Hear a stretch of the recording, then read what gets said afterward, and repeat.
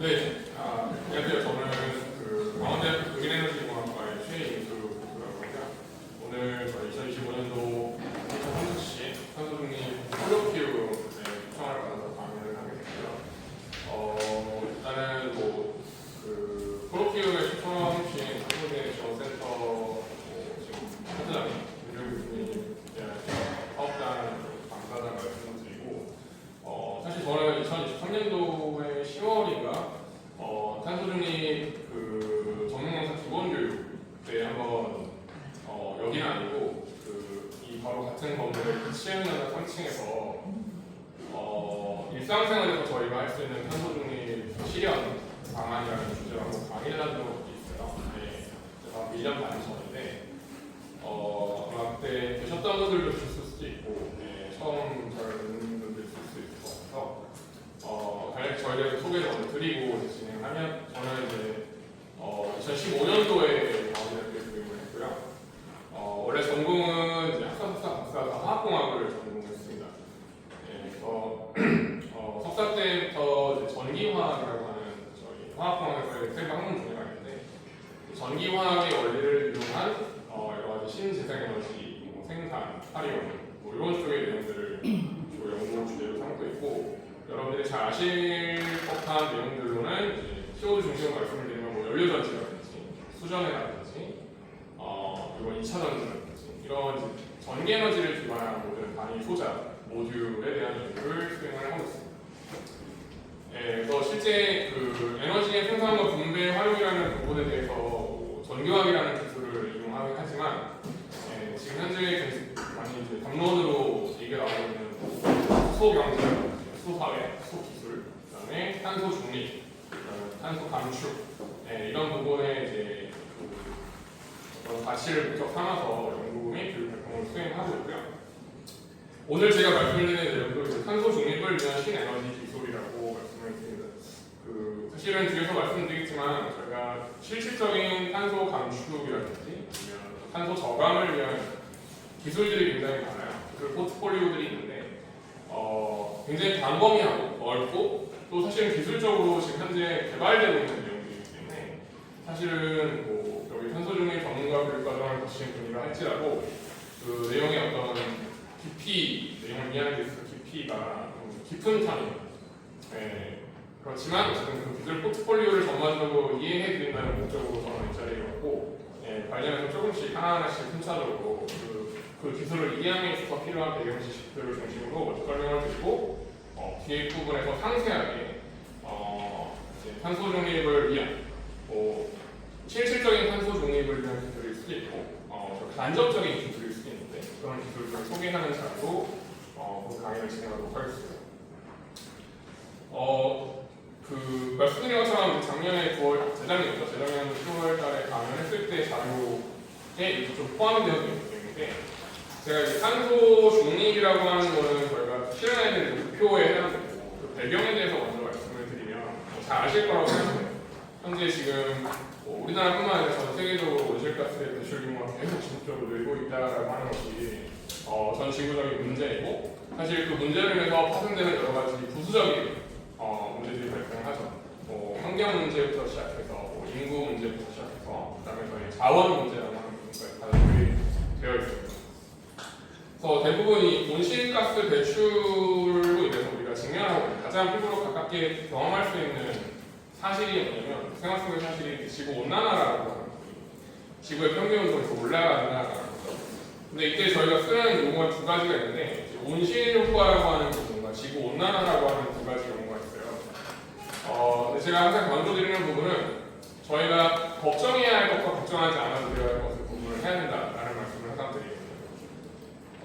보통 저희가 지구가 뜨거워진다라고 하는 부분들은 이제 보통 지구 온난화라고 표현하시는 것이 맞습니다. 대부분 온실 효과라고 하는 현상과 지구 온난화라고 하는 현상을 좀 같이 동일한 개념으로 이해하시는 부분들이 많은데 온실 효과는 사실은 저희가 이 지구에서 존재하고 살아가기 위해서는 필수 불가결한 현상입니다. 이 온실 효과라고 하는 것 자체가 기본적으로 대기 중에 기체들이 지구의 복사에너지, 다시 말하면 지구가 태양계로 방출하는 복사에너지 일부를 이 공기들이 흡수해서 대기권에서 저희가 일정 부분 지표의 표준 온도, 일정한 온도를 유지할 수 있게끔 도와주는 장치거든요. 그렇다 보니까 이 온실 효과는 우리가 반드시 가지고 있어야, 이 지구가 가지고 있어야만 하는 기능입니다. 예, 만약에 이 온실 효과라고 하는 기능이 없다면 저희는 한낮에는 엄청 뜨겁고 한밤에는 엄청 차가운 일교차를 경험하게 될 것이고, 연 평균으로 봤을 때도 연평균 기준이 굉장히 높고 낮은 이런 극한의 환경에서 저희가 생존을 해야만 해요.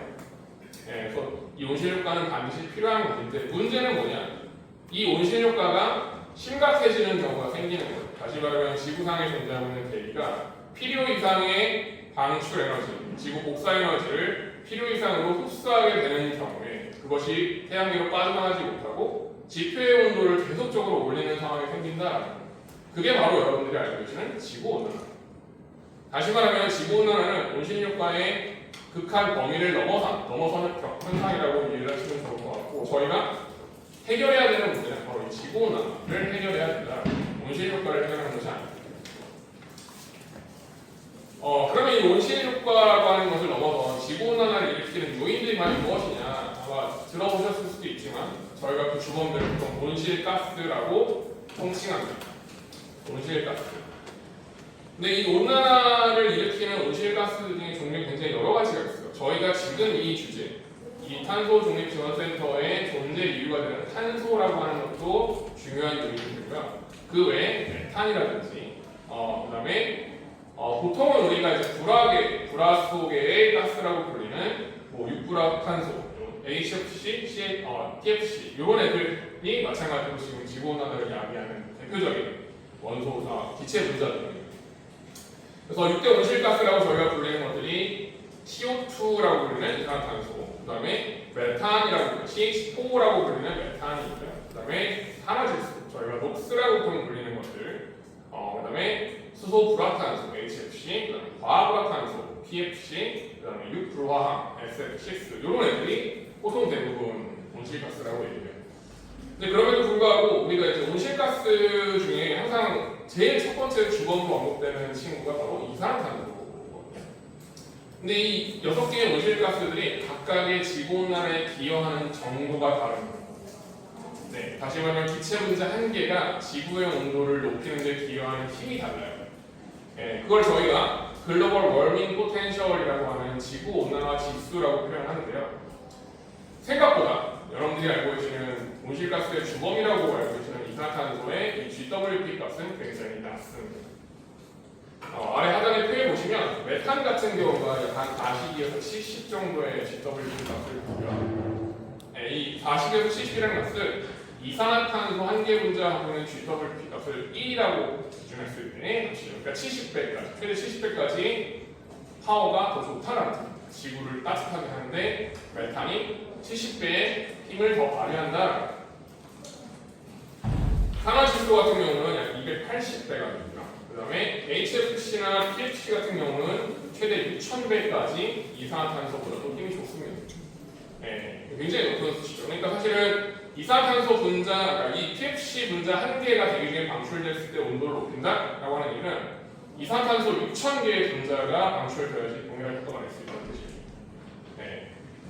네, 그럼에도 불구하고 우리가 항상 탄소 저감, 탄소 중립을 얘기할 때 이산화탄소부터 먼저 때려잡는 이유 중 하나가 뭐냐면 이산화탄소의 배출량이 여기 보이는 5개의 다른 온실가스에 비해서 어마어마하기 때문입니다.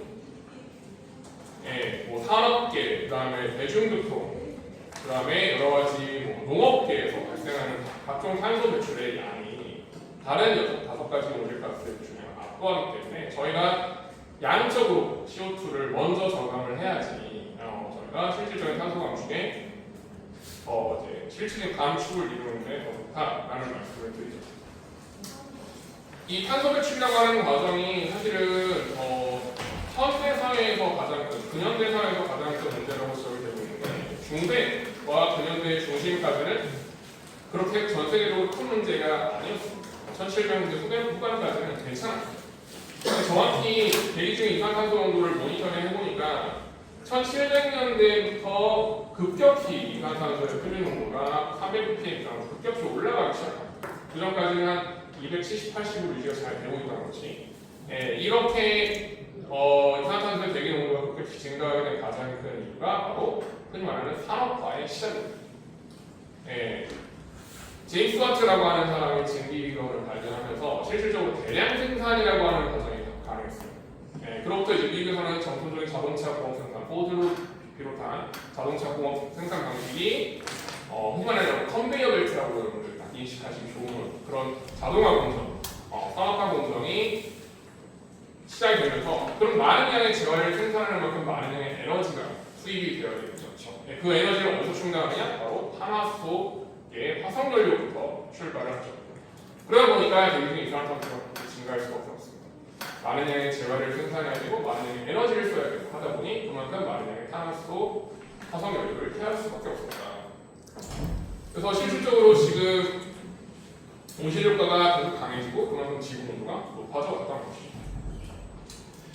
근데 이제 우리가 사실은 2000년대 중반부터 계속 이 탄소 중립 저감에 대한 담론이 만들어지면서 우리나라뿐만 아니라 전 지구의 모든 나라들이 개발도상국과 선진국을 비롯해서 탄소 감축에 대한 노력을 계속 강조를 많이 합니다. 탄소 중립 선언도 하고 탄소 포럼도 여러 번 해서 그래서 전 유엔에서는 사실은 기후변화 협약을 중심으로 한 여러 가지 탄소 정책들도 내보내고 있고 개발도상국과 선진국을 더불어서 강제를 하죠. 이 협약을 중심으로 탄소 감축량이라고 하는 것을 제한을 걸고 국가 단위에서의 감축량 제한뿐만 아니라 기업 단위에서의 감축량 제한도 지금 걸고 있습니다. 그럼에도 불구하고 실질적으로 탄소의 배출이라고 하는 과정은 결국엔 우리가 화석연료를 사용하는 과정에서 수반되는 공정이거든요. 그럼 과연 우리는 이 화석연료를 더 이상 안 쓸 수 있느냐? 라는 답변에는 함부로 저희가 예스라는 말씀을 드릴 수가 없습니다. 이미 저희가 이 근대사회의 산업화를 이루는 모든 기반 공정들은 화석연료를 비롯한 내연기관을 통해서 저희가 전력을 공급하고 사용하는 방식으로 이루어져 있기 때문에 앞으로도 화석연료는 일정부분 사용될 수밖에 없습니다. 하지만 지속적으로 그 노력은 우리가 기울여야 된다는 거고 이거와 맞물려서 그러면 연료의 공급체계, 에너지의 공급체계를 기존의 화석연료를 그대로 사용할 수밖에 없지만 그 비중은 줄여가야 되지 않느냐라는 이제 방법이 생기는 거죠. 그러다 보니까 여러분들이 잘 알고 계시는 신재생 에너지라고 하는 부분들이 각광하기 시작한 겁니다. 결국 에너지를 생산하는 에너지 패러다임을 신재생 에너지 체계로 바꿔줌으로써 상대적인 화석연료의 비중을 줄이는 것이 우리가 할 수 있는 거라는 거죠. 현재까지 이제 우리나라만 해도 신재생 에너지 보급 계획에 따라서 2030년까지, 2040년까지 각각 재생에너지 우리가 생산하고 있는 에너지 전체 원별 비중 중에 재생에너지가 차지하는 비중을 2030년까지는 20%, 2045년까지는 30%까지 늘리자라고 하는 것이 우리 국가의 기본 계획입니다. 불과 근데 25년 전만 해도 우리나라의 재생에너지 보급률은 3%가 채 안 됐습니다. 저희가 신재생에너지 보급 계획에 따르면 특히 RPS라고 부르는 리뉴어블 에너지 포트폴리오 스탠다드라고 하는 RPS라고 부르는 거에 따르면 저희가 매년 한 2%씩 올리는 걸로 되어 있거든요. 근데 그 과정에 실제 사실 한번 실패했어요. 한번 실패했고 조금 더 조정을 해서 2045년까지 30%로 지금 확장되어 있는 개념인데 그만큼 재생에너지는 조금 보급에 있어서는 어려움이 아시는구나. 물론 지금 태양광을 비롯한 여러 가지 재생에너지 원들이 많이 보급이 되어 있긴 하지만 다양화가 좀 안 돼 있고 재생에너지가 갖고 있는 원천적인 한계 때문에 여러 가지 부업 변동의 어려움이라든지 그 다음에 실질적으로 전력 공급 자체가 전력의 품질 자체가 안정적이지 못하다는 점이기 때문에 아직까지는 그게 이제 올라가지 못해요. 우리나라를 보면 전 세계적으로 그렇죠. 국가별로 좀 차이 있어요. 대륙별로 좀 차이 있고 국가별로 차이는 있지만 아직은 우리나라는 좀 요원하다. 그런 내용들을 좀 말씀을 드리고 실질적으로 지금 현재 중공업을 비롯한 석유화학 공정에서 발생하는 CO2가 전체 월드와이드 배출 중의 52%를 아직까지 차지하고 있습니다. 실질적으로 이런 부분에 대해서 감축을 하지 못하면 아무리 우리가 재생에너지 보급률을 늘린다 한들 탄소가 배출되는 규모는 우리가 제어를 할 수가 없습니다. 그러다 보니까 재활 생산하는 프로세스 공정에서도 이런 이산화탄소를 좀 덜 쓰게끔 자동화를 쓴다든지 그 다음에 실제 재생에너지원을 쓰는 아리백이라고 들어보셨나요? 아리백? 건물이나 지역 단위의 규모에서 공급해서 사용받는 에너지를 재생에너지를 100% 사용하는 경우에 우리가 아리백 인증을 주거든요. 네, 그런 식으로의 그 여러 강제 활동을 통해서 당분간 채찍을 적들을 사용하면서 저희가 배출 규모를 같이 감축할 수 있는 부분을 계속 노력을 하고 있습니다. 뒤에서 말씀드렸지만 예전에 저희가 한국하는 탄소 중립이라고 하는 그 어떤 개념과 현대에서 얘기하는 탄소 중립의 개념이 좀 달라요. 그럼 뒤에서 제가 다시 한번 설명을 드릴게요. 제가 이제 지구온난화 부분 얘기 좀 하고 있는데 이 부분에서 또 빠질 수 없는 내용이 사실은 저희가 파리정서라고 하는 거 제가 설명은 드리지 않았지만 파리정서라고 하는 내용이 빠질 수가 없습니다. 2015년도에 유엔의 기후변화 협약을 통해서 그 이전까지 교토협약이라고 보통 우리가 불리던 그런 의정서에 따른 기후변화 협약이 이제 막 시효가 만료되는 상황에 다시 한번 이제 조금 더 강제적인 수준의 기후변화 협약을 맺게 돼요. 그때 나왔던 얘기가 뭐였냐면 앞으로 우리나라를 포함해서 전 지구적으로 우리한테 허용될 수 있는 이산화탄소 배출량이 과연 얼마나 될까라고 하는 것에 대한 얘기가 나왔어요. 그때 이제 2도씨 프로토콜이라고 하는 단어가 나왔어요. 그러니까 앞으로 지구의 온도가 2도 이상 올라가면 지구는 멸망한다. 지구 생태계는 거의 생명의 위협을 받는다라고 해서 2도씨 이상으로는 늘리지 말자라고 하는 것이 이제 전 세계적인 유엔에서 얘기하는 기준값이었습니다. 근데 그게 최근에 1.5도씨로 바뀌었어요. 2도씨로 공표한 이후부터 안 지켜지는 겁니다. 너무나도 아니에요, 사람들이. 예. 그리고 대충 프로젝션을 봤더니 이미 2도씨를 한계치를 넘어선 수준으로 감축은 안 되고 산소 저감도 안 되는 그런 상황이 생기는 거죠. 그래서 조금 더 강제적인 수준으로 1.5도씨 프로토콜로 최근에 바뀌었어요. 다시 말하면 지표 온도가 1.5도 이상 넘어간다? 그러면 이제는 우리가 아무런 감축 기술, 저감 기술을 쓴다고 해도 아마 여러분들은 전 지구적인 큰 문제에 직면하게 되실 거라는 거죠. 이것도 제가 항상 보여드리는데 뭐 4월 25일인가요? 이날이 세계 펭귄의 날이에요. 근데 제가 이 날짜를 항상 기억하는 이유는 제 와이프의 생일이기 때문에 항상 기억을 하는데 보시면 지금 뭐 이런 얘기 많이 들으셨을 거예요. 북극에서 북극곰이 서식지를 잃어간다든지 어교 활동을 못한다든지 이런 활동 이거는 사실은 우리랑 먼 얘기거든요.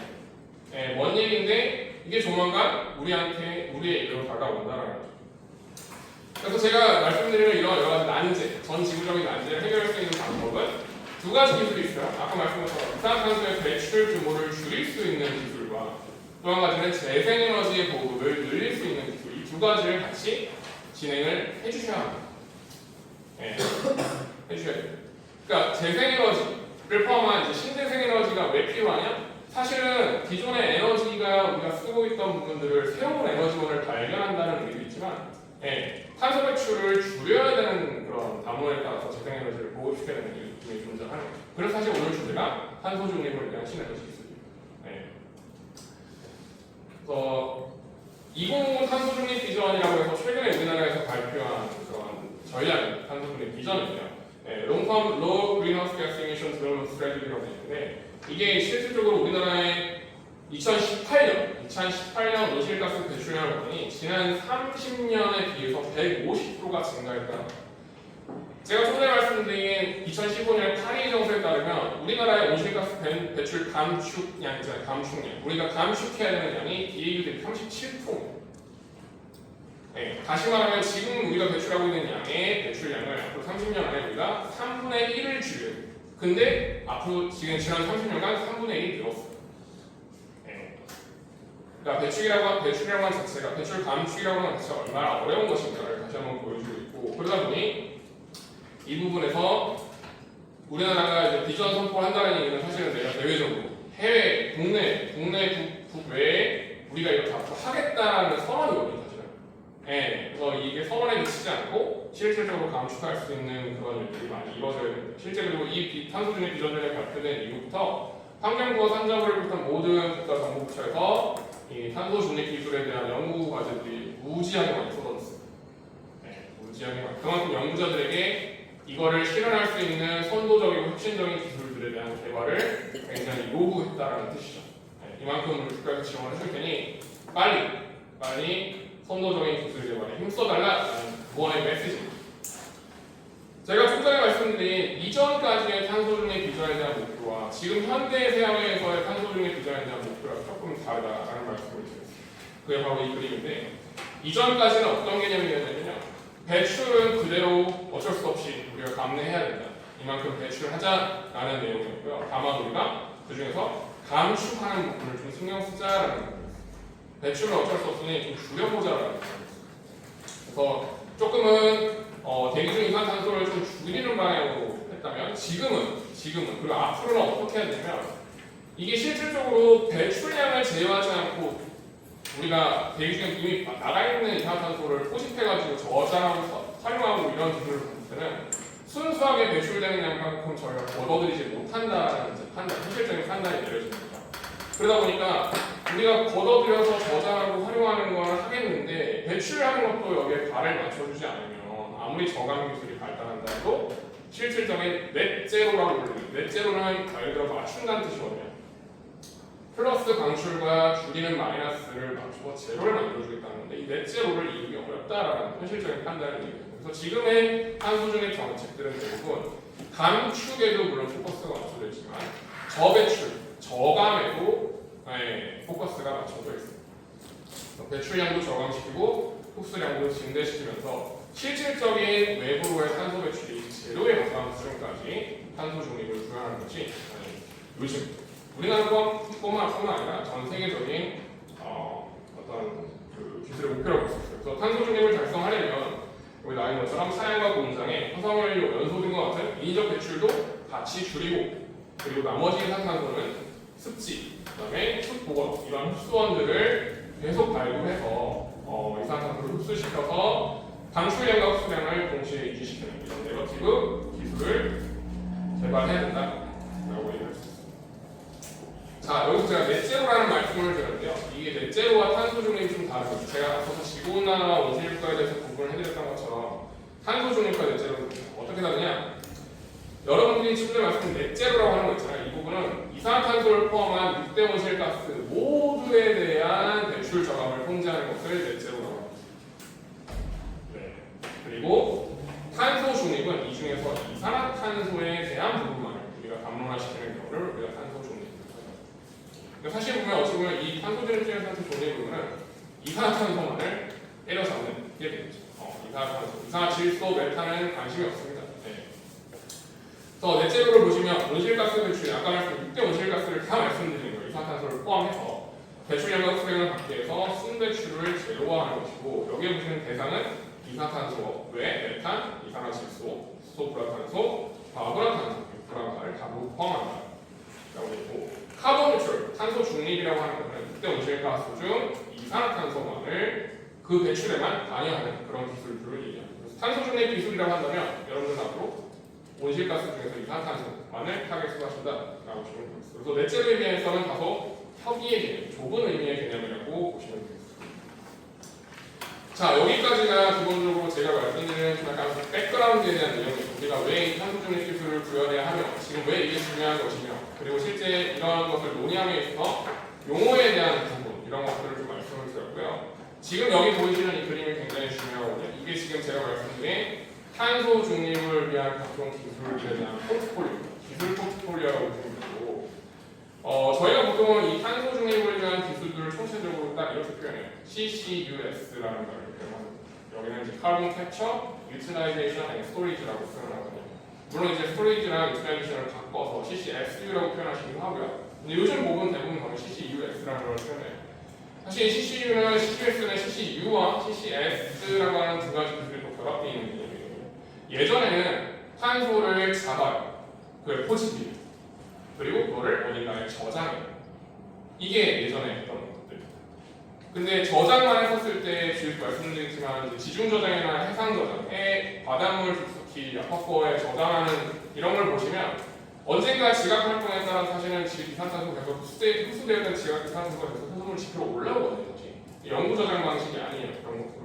그래서 그럼 이산탄소를 저장해서 어딘가 묻어버리는 것보다는 아예 이걸 다른 형태로 변환시켜보자라고 하는 게 생깁니다. 그게 카본 캡처 앤 유틸라이제이션, 활용, 이산탄소를 다른 쪽으로 전환시킨다. 그래서 이 두 가지, 포집해서 저장하는 기술과 포집해서 다른 물질로 바꿔주는 CCU, CCS 기술을 모두 합친 것이 바로 CCUS 기술입니다. 기술 포트폴리오는 어떻게 구분이 되느냐? 그 방식에 따라서 구분이 됩니다. 방식 CCUS라고 하는 기술을 어떠한 방식으로 구현하느냐에 따라서 여러 가지 기술을 나뉘는데, 첫 번째 지오로지컬 테크놀로지, 즉 지질학적인 방법이 있습니다. 지질학적인 방법. 대부분 지질학적인 방법은 아까 말씀드린 CCUS 중에 CCS 기술과 관련이 있습니다.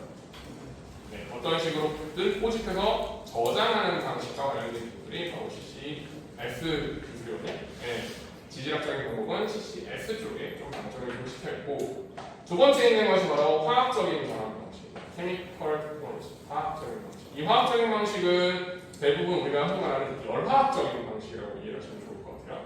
이산화탄소를 열화학 반응을 통해서 다른 물질로 바꿔주는 거예요. 그러니까 이 케미컬 테크놀로지는 앞서 말씀드린 CCUS 중에서도 CCU 기술에 해당되는 내용이라고 보실 수가 있어요. 그 다음에 세 번째 파란색으로 표시되어 있는 것이 바로 바이오로지컬 테크놀로지라고 하는 생물학적 기술입니다. 이 생물학적 기술 또한 CCUS에서 CCU 쪽에 가까운 기술입니다. 네, 이산화탄소를 다른 물질로 전환하는데 그거를 생물학적인 메커니즘을 통해서 바꾼다라는 뜻입니다. 그 다음에 가장 오른쪽에 이제 하단에 붉은 글씨로 나와 있는 것이 바로 전기화학적인 기술입니다. 전기화학적인 기술. 이산화탄소를 다른 물질로 마찬가지로 변환시키는 CCU 기술 중에 하나인데, 전기화학의 메커니즘을 이용해서 CO2를 다른 물질로 바꿔주는 기술입니다. 어찌 보면 이 전기화학은 화학이라고 하는 틀에서는 좀 전에 말씀드렸던 케미컬 테크놀로지의 R이라고 보실 수 있긴 하거든요. 네, 근데 그 기술의 구현 방식들이 너무 달라서 별도로 빼놓은 거고, 오히려 이 전기화학적인 방식과 연동해서 같이 사용할 수 있는 전환 기술이 하나 있습니다. 그게 바로 광전기화학 기술입니다. 광전기화학이라고 하는 건 뭐냐? 저희가 보통 포토일렉트로케미칼이라고 하는 과정을 이용하는데, 전기 에너지를 쓰는 것 외에 태양광의 에너지를 같이 전환의 에너지원으로 사용하는 기술이 바로 이 PC, 광전기화학적 기술입니다. 네, 이것 또한 최근에 매우 각광받고 있는 기술입니다. 제가 뒤에서 한번 설명을 드릴 거예요. 그래서 이러한 CCUS 기술이 만약에 산업부에서 지금 로드맵을 다 그려놨거든요. 사실은 그래서 이 CCUS 기술만 실제 우리가 기술 성숙도를 높여서 상용화를 시킬 수 있다고 한다면 2050년까지 현재 배출량이 한 20%를 감축할 수 있다고 하는 통계가 나왔습니다. 아까 제가 말씀드렸죠. BAE 대비해서 37% 감축해야 되잖아요. 그럼 37% 중에 20%를 이 기술로 감당하는 거예요. 나머지 17%는 뭐 저감을 하는, 배출량을 조절한다든지 아니면 또 이런 배출량을 규모화시키고 대형화시키고 규모화시킬 수 있다면 그럼 탄소의 처리 용량이 늘어나잖아요. 네, 그러면 그 부분을 좀 캡을 감당할 수 있는 여지가 좀 있겠죠. 좀 더 하나씩 상세히 설명을 드릴 텐데, 제가 가이아키 오기 위한 몇 가지 기술들만 먼저 소개를 드리고 뒤에서 설명을 드릴게요. 제가 뒤에 갔다 앞으로 보면 어려울 것 같고 혼란스러울 것 같고. 지오로지컬 테크놀로지 제가 말씀드렸죠. CCS 기술의 강점이 찍혀있는 전환 CCS 기술인데, 이 기술 같은 경우는 첫 번째 CO2 EOR이라고 하는 단어입니다. EOR이라고 하는 단어는 이렌스 오일 리커버리라고 하는 기술이에요. 사실 말로만 들었을 때 CO2를 이용한 석유 회수 증진 기술이거든요. 석유 회수 증진. 그럼 CO2를 어떻게 하길래 저 석유 회수 증진이랑 연결이 되느냐? 저희가 보통 시추를 하죠. 석유 같은 경우는 시추를 해서 시추를 하게 되는데, 그 시추를 하게 되면 결국에는 석유가 있던 자리가 비게 됩니다. 자리가 빕니다. 네.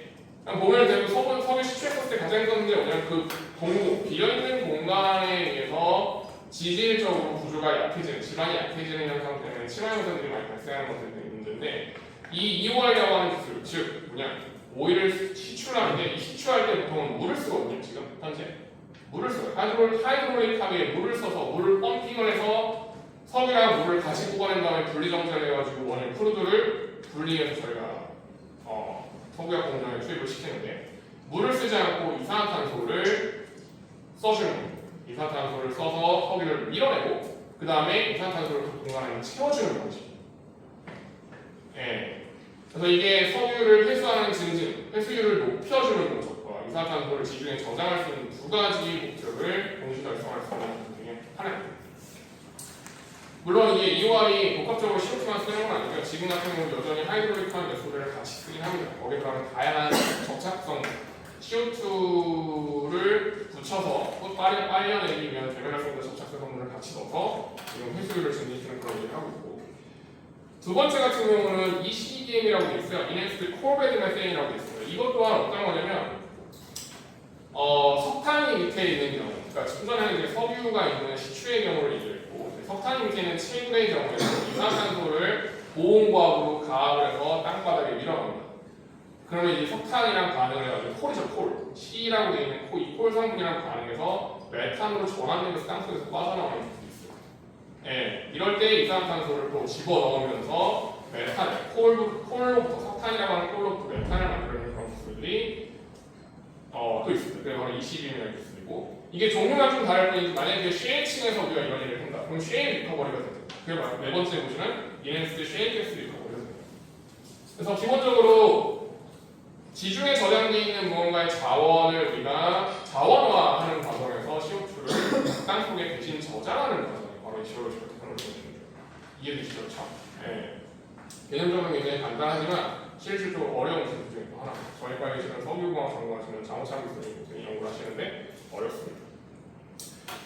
자, 두 번째가 케미컬 테크놀로지인데, 이 케미컬 테크놀로지의 가장 큰 특징은 뭐냐면요, 저희가 어쨌든 화학적인 방식을 이용해서 CO2를 다른 물질로 바꿔준다라는 거예요. 예. 근데 이 CO2라고 하는 기술 자체가, CO2라고 하는 물질 자체가 어떠한 특징을 갖게 되면 구조적으로, 분자 구조적으로 굉장히 안정해요. 굉장히 안정해요. 그래서 대기 중에 CO2가 방출됐다 하더라도 이게 그냥 일반적인 대기상에서 CO2는 어떠한 다른 물질과 봤을 때 그냥 반응하지 않습니다. 만약에 우리가 이 CO2를 반응시키고 싶다? 그러면 그만큼 많은 양의 에너지를 공급을 해주셔야만 해요. 그만큼 이 탄소 한 개에 산소 두 개가 양쪽을 붙잡고 있는 이 구조 자체는 굉장히 안정해요. 이 결합을 끊는 것도 어려워요.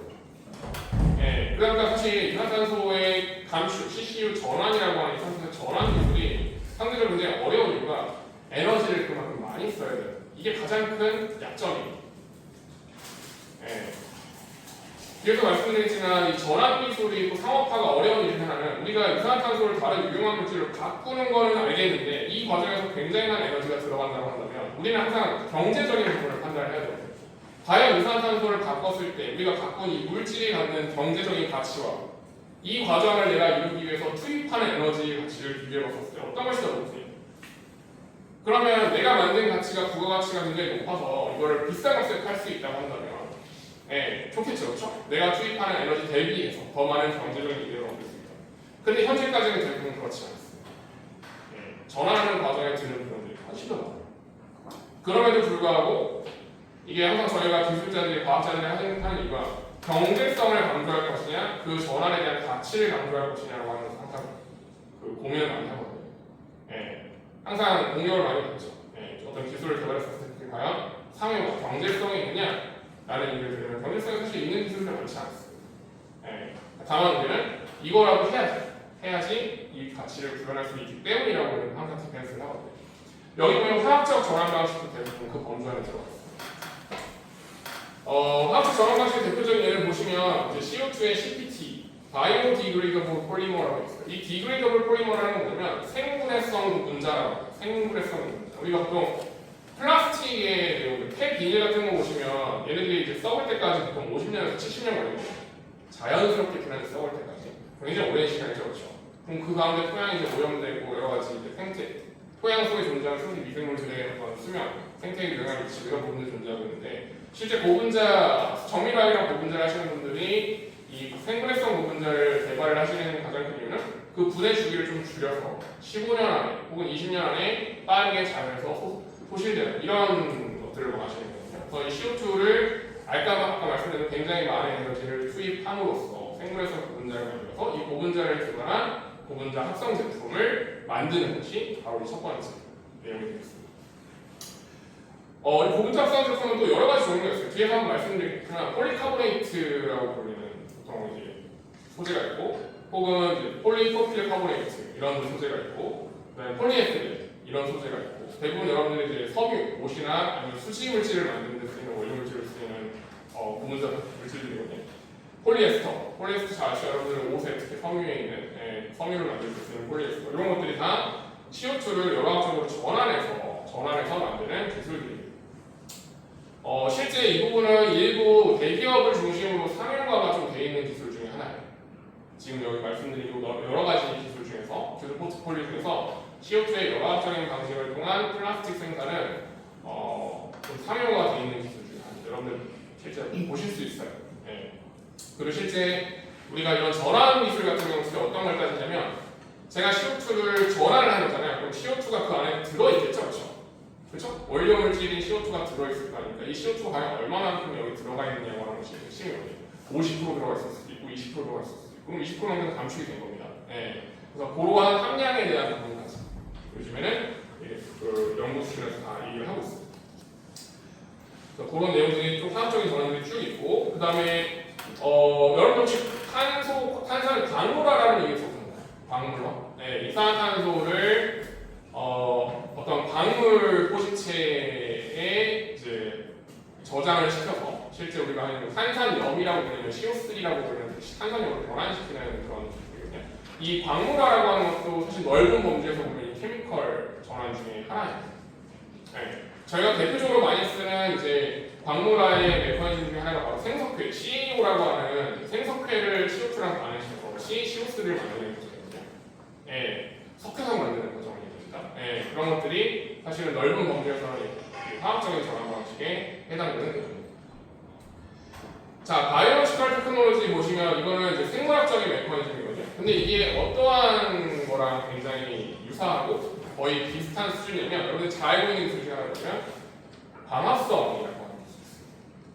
방합성이라는 것 자체가 식물에 존재하는 마이크로 오르가니즘이 실제 CO를 흡수하고 물을 같이 흡수해서 흔히 말하는 프로당이라고 하는 굉장히 단순한 탄화수소 분리체를 만드는 것이 방합성이잖아요. 실제 이 방합성이 요 CO2의 생물학적 전환에 해당해요.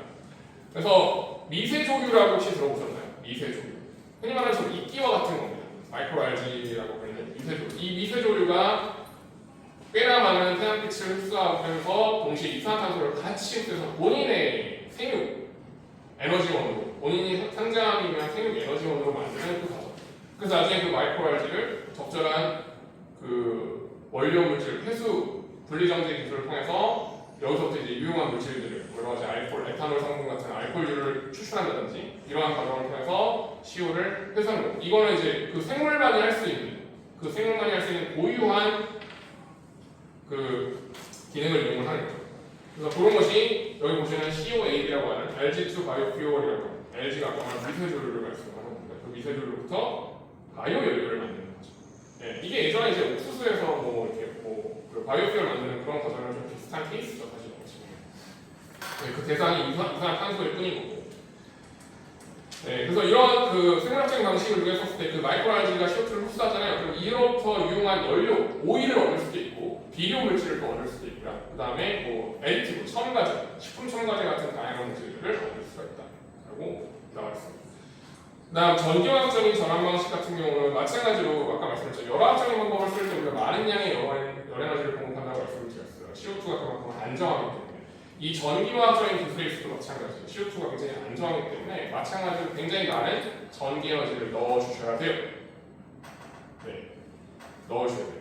그래서 뒤에서 자세히 설명드리겠지만 CO2를 전기화학적으로 변환시켜서 이산화탄소보다는 조금 더 불안정하면서 경제적으로 연료로서 유용 가치가 있는 일산화탄소로 만들어준다든지, 그리고 알데하이드랑 포름산, 여러분들 개미 그 분비물, 약간 시큼한 그걸 그래서 포름산이라고 하는데 이산화탄소를 포름산으로 저희가 전환시킬 수도 있고요. 그 다음에 메탄이라고 하는 메탄가스 혹은 메탄올이라고 하는 조금 더 부가가치가 높은 연료로서의 가치가 높은 물질들로 전환하실 수가 있어요.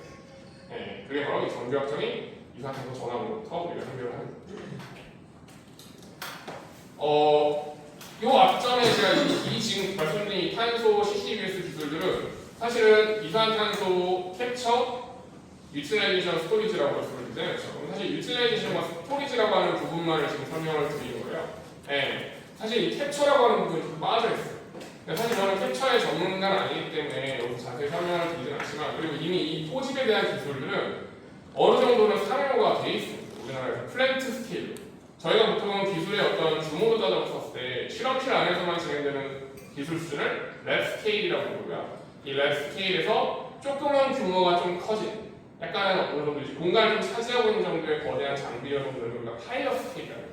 이 파일럿 스케일보다도 더 거대한 규모, 거의 공장에 해당하는 규모로 진행되는 우리가 플랜트 스케일이라고 하거든요. 실제로 이 포집에 대한 뭐 습식 포집이 됐든 건식 포집이 됐든 이러한 포집체의 개발이나 포집 설비는 예를 들어서 하루 한 1톤에서 하루 한 5톤 규모로는 다 지금 실증이 되어 있는 상태입니다. 우리가 지금 본다면 이 강원도 영월에도 대성 MDR이라고 하는 곳에서 하루 5톤의 포집 설비를 지금 운영을 하고 있습니다. 강원 테크노파크 중앙. 그래서 이 포집이라고 하는 기술들은 어느 정도 완성이 좀 되어 있습니다. 그러니까 지금은 어떻게 하냐? 포집이 되어 있는데 뒤에 앞쪽에 말씀드린 전환 기술이나 저장 기술들이 개발해야지 미진하다 보니까 지금 포집하면 어떻게 하겠습니까? 지금 포집하면 대부분 그냥 버려요. 예, 지금은. 예. 오직 쓸 수 있는 개념은 이런 개념이에요. 포집을 하면 사실은 포집해서 저희가 압축하고 액화해가지고 액화탄산 같은 거 쓰는 식음료에 탄산음료 공급하는 데 이런 쪽에 쓰는 거예요. 근데 실질적으로 포집했었을 때 탄산가스의 순도가 굉장히 또 중요하거든요. 예, 우리가 식음료에 쓰는 탄산가스를 50%짜리 불순물 다 들어가 있는 혼합가스 탄산으로 할 수 없잖아요. 그럼 맛이 어떻게 다르죠? 예. 그러니까 굉장히 고순도화 시켜서 분리압 시켜가지고 식음료에 쓰이는 드라이 아이스에 쓰이는 CO2를 우리가 활용할 수는 있어요. 근데 하지만 실제 실증 단계에서 포집하는 포집 CO2는 아직까지는 그런 단계로 쓰고 있지 않습니다. 그래서 그런 탄소 포집 저장은 실제 지금 현재 대부분 탄소 포집은 어디서 진행이 되고 있냐면요. 대부분 거대 배출원인 발전소와 시멘트 회사에서 대부분 이 포집 설비를 운용을 하고 있습니다. 이 대성 MDR 회사도 대표적인 석회석 회사예요. 방산을 운용하고 있는 석회석 회사입니다. 그래서 이 후단에 가장 마지막 후단에 여러분들 흔히 굴뚝이라고 불리는 그런 곳 있잖아요. 거기다가 이제 이 포집 설비를 배출한 다음에 다양한 방식으로 CO2를 중간중간 포집을 하고 있습니다. 그래서 뭐 연소 전 처리, 연소 후 처리, 연소 후 처리, 옥시퓨얼 같은 그러니까 산수산소 연소를 시키는 방향을 통해서 중간중간 포집을 하는 과정을 진행을 하고 있습니다. 그래서 요거는 그냥 간략히만 보여드리면 그래서 포집하면 이제 다양한 설비부터 저희가 포집을 한다고 말씀드렸고요. 시멘트 설비, 발전소 설비 포집을 하면 지금 현재는 대부분 포집하면 대부분 저장할 때 이제 지중 저장이나 해상 저장을 하려고 많이 하고 있습니다. 대부분 이제 여기 보시면 we can capture at least 90% of emissions from fixed emitter. 그러니까 고정되어 있는 고정 흡수체, 고정 발생원이죠. 흔히 말하는 아까 말한 발전소랑 시멘트 사업이랑 고정 발생원의 한 90% 정도는 지금은 포집할 수 있다. 라고 얘기를 하고 있죠.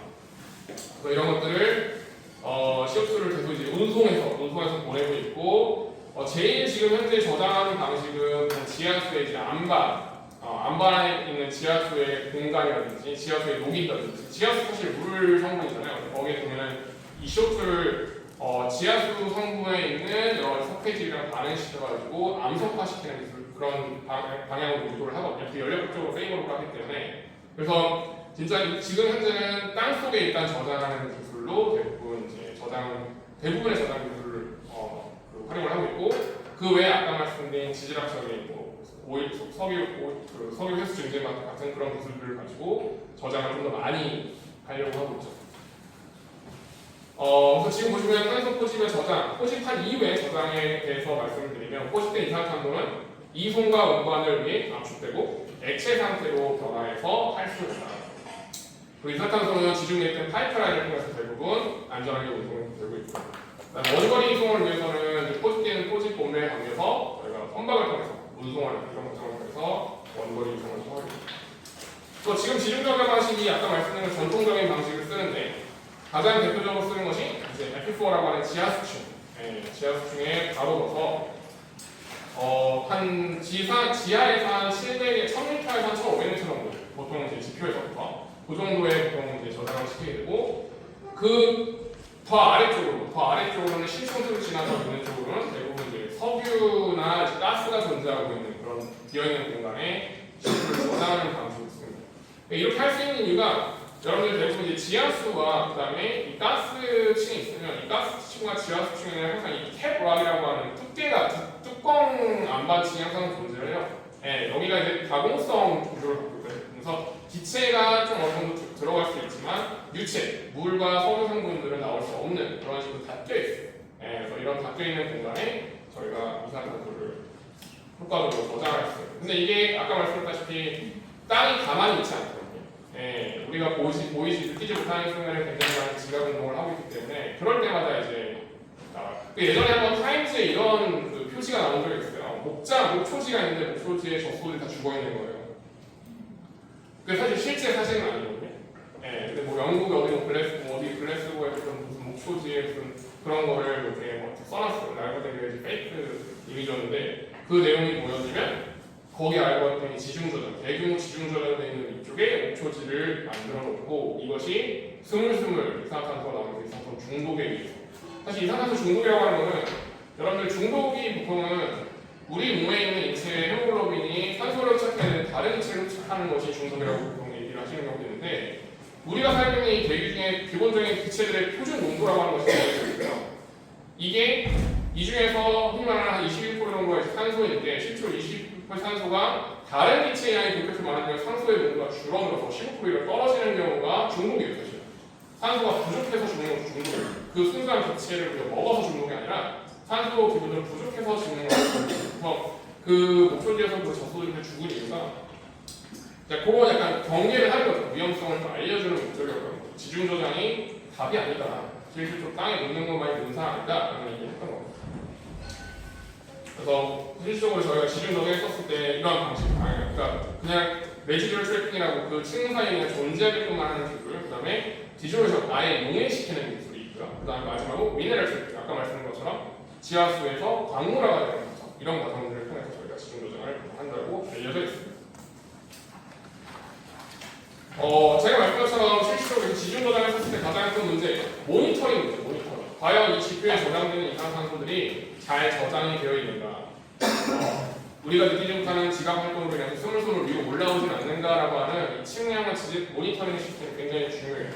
예, 사실 저희가 전통 자원학적으로 봤었을 때도 저는 물론 화공이긴 하지만 전통 자원공학적으로 봤었을 때도 요즘에는 흔히 말하는 원격 탐사라든지 위성 기술 이런 것들을 이용해서 센서 이런 기술들을 이용해서 실제 여기서 보시는 이산화탄소 지중저장에 대한 모니터링뿐만 아니라 실제 자원량에 대한 평가, 자원량에 대한 예측 이런 것들을 다 그런 조금 현대적인 기술로 많이 합니다. 요새 자원과학 같은 경우는 여러분들 아시는 대부분 이제 광산 가서 그냥 깊은 갱도 들어가서 돌 캐고 해서 광물 회수하고 이런 것만 생각을 하셨을 텐데 요즘 자원과학 같은 경우는 실제 스마트 마이닝이라고 하는 기술을 도입하면서 광물을 캘 때도 예전 같은 방식으로 캐지 않습니다.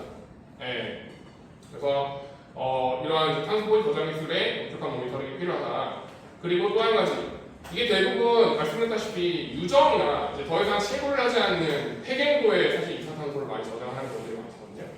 대부분 이제 그런 것들이 엄격하게 관리가 되지 않는 경우들이 많습니다. 버려진 땅이라고 생각하기 때문에 그런 부분에 대해서도 규제라든지 환경에 대한 규제라든지 엄격한 관리 방법이 반드시 필요하다라고 얘기를 하고 있습니다.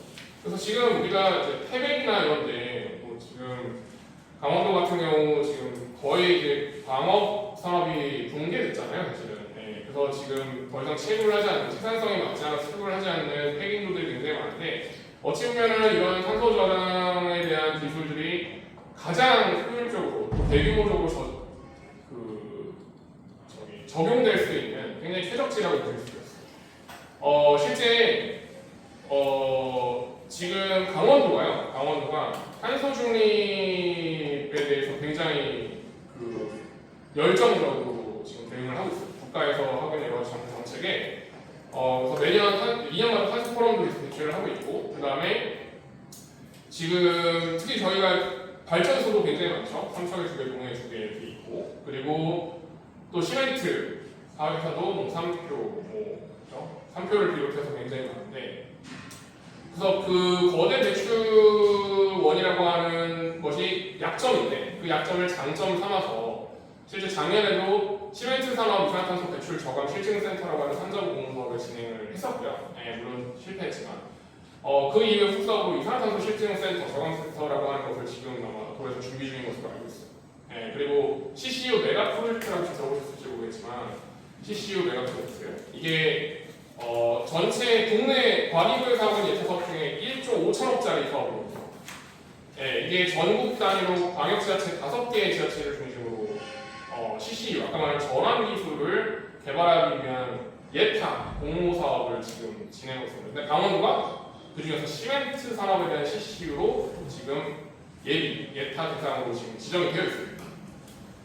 규모는 제가 알기로는 한 3,800억인가 정도 넘는 걸로 알고 있는데, 여기서 예타 조사 사업이 들어가서 최종적으로 예타가 결제가 되면은 그 예산이 투입이 되는 겁니다.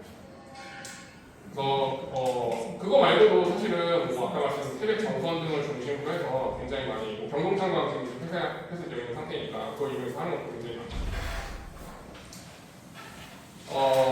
자, 그래서 이게 이제 뭐 말씀드린 건데 뭐 실질적으로 2050년까지 만약에 이 CCS 포집 기술들이 전체 이제 그 개발이 잘 된다고 치면은 포집 전체 CO2 감축량 20%까지 감당할 수 있다 뭐 이런 얘기고, 실질적으로 그게 3,400개의 공장에서 배출하는 CO2를 우리가 소화하는 그 정도 규모가 될 것이다 라고 하는 것입니다.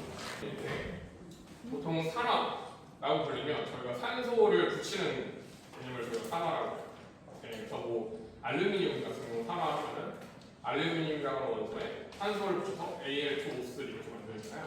그래서 이게 산화의 개념이고, 반대로 이제 환원은 산소를 붙이는 것이 아니라 수소를 붙이는 것이 환원이에요.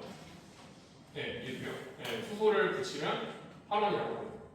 그래서 산소를 기준으로 봤을 때는 산화는 산소를 얻는 거고, 그 다음에 환원은 수소를 얻는 거예요. 그리고 산소를 기준으로 산소를 잃어버리면 반대로 환원이 돼요. 다시 정리해드리면 산소를 기준으로 산소를 얻으면 산화, 산소를 잃어버리면 환원, 수소를 기준으로 수소를 얻으면 환원, 수소를 잃어버리면 산화가 됩니다. 그러다 보니까 우리가 전기화학적으로 이산화탄소를 환원을 시키려면요, 반대로 얘기하면 산소는 떼야 되고 수소는 붙여줘야 돼요. 그러다 보니까 이산화탄소의 환원 방식에는 이산화탄소만 쓰는 것이 아니라 수소를 같이 더해주는 것을 포함을 시키거든요. 그러다 보니까 그 과정을 저기서 보시는 것처럼 물을 같이 공급하는 방식을 통해서 수소를 공급을 해줘요. 그래서 대부분 이산화탄소를 전기화학적으로 분해시킬 때는 물을 같이 넣어줘요. 물을 같이 넣어줘서 전기를 써서 이산화탄소 CO2에서 O를 떼고 수소를 붙여요. 그래서 아까 제가 잠깐 말씀드렸는데 이산화탄소를 전기화학적으로 환원시키면 CO2를 C5로 바꿀 수 있다고 했잖아요. 그렇죠? 그러니까 이제 CO2의 O 한 개를 뗀 겁니다. C5로 바꾼다는 얘기예요. 여기서 이제 수소를 2개를 붙이면 C5에서 HCHO가 돼요. 이게 포메이트라고 하는 포름산. 여기서 산소 하나를 더 떼고 수소 2개를 더 붙이면 HCHO가 CH4라는 메탄이 돼요. 이거 진짜 다시 한번 보여드릴 건데, 또 그런 식으로 이제 저희가 바꾸면 그걸 저희가 이제 연료로 쓰는 거고, 케미컬 피드스타, 어떤 화학 공정의 제품 원료로서 쓰는 거고, 이런 것들이 가능한데, 이러한 탄소 활용 기술이 지금은 전기화학적인 환원 방식만 보여줬지만 생물학적, 화학적 다 가능하다라는 말씀을 드리는 겁니다. 근데 이게 실질적으로 지금까지 말씀드린 실질적으로 이산화탄소를 줄일 수 있는, 왜냐면 이산화탄소가 있고 얘를 다른 형태로 바꿔주는 거기 때문에, 다른 형태로 바꿔주는 거기 때문에 실질적인 전환 기술이라고 볼 수가 있다. 첫 번째 전기화학적 탄소 전환 기술 보시면 지금 말씀드린 기술이에요. 일렉트로케미컬 리덕션, 환원, 여기서 리덕션이라는 거는 환원을 뜻하고, 다시 말하면 CO2에서 산소를 떼거나 수소를 붙이는 과정을 얘기합니다. 이 과정은 쉽진 않습니다. 제가 말씀드렸다시피 열화학적 전환에서 우리가 많은 에너지를 썼던 것처럼 전기를 써줘야 돼요. 근데 이 CO2에 쓰이는 전기를 뭐랑 비교하면 되냐면요, 여러분들 물 분해 좀 많이 들어보셨죠? 수전에. 그러니까 물을 분해해서 수소를 만드는 방식인데요. 이 물을 분해해서 수소를 만들 때 필요한 전압의 크기가 있어요. 전기 에너지의 크기가 있어요. 그게 최소 1.23V 정도 필요해요. 물을 쪼개. 근데 보통 물을 쪼갤 때 이것보다 조금 더 많은 에너지를 쓰거든요. 보통 그래서 상업적으로나 잠깐 실험적으로 할 때는 1.7V 정도, 1.5V에서 1.7V 정도의 전압을 가해줘야지만 우리가 실제 물을 깨서 눈에 보이는 순으로 수소를 만들어낼 수 있어요. 네, 이게 보통 우리가 물 분해를 할 때 쓰는 전압의 크기거든요. 근데 이 이산화탄소를 분해할 때 그 물을 분해할 때보다 조금 더 많은 전압이 필요해요. 네, 조금 더 많은 전압이 필요해요. 그러니까 사실은 이산화탄소 분해 반응이 쉽지 않은 거죠. 지금 사실 물을 분해할 때 쓰는 그 전기 에너지도 우리가 지금 이렇게 화력발전소에서 만드는 전기 에너지를 쓰는 것이 아깝다라고 할 정도잖아요. 그래서 나오는 얘기가 물을 분해할 때도 그 그리드 전력을 쓰는 것이 아니라 재생에너지 전기를 써서 물을 분해해서 수소를 만들자라고 하는 것이 여러분들이 들어보셨을 법한 그린 수소거든요. 그린 수소. 네, 재생에너지를 이용해서 물을 분해해서. 왜냐면 그리드 전력이 지금 화석연료를 태워서 만든 게 그리드 전력인데 이게 아깝잖아요, 사실. 그렇죠? 그러니까 청정한 에너지원을 써서 물을 분해를 해서 그 물을 분해해서 수소를 만들자라고 하는 개념이 나오는 건데 그 전력도 결코 적은 에너지가 아니다라는 거죠. 네, 그것보다 조금 더 많은 에너지가 드는 기술이에요, CO2. 네.